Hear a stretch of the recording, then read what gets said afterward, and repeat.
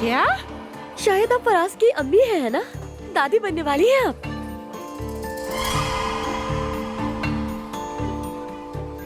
फौरन बाहर निकलो। मैं इतनी खुशी की खबर सुनाने आई हूँ आपको और आप मुझसे ही नाराज हो रही हैं।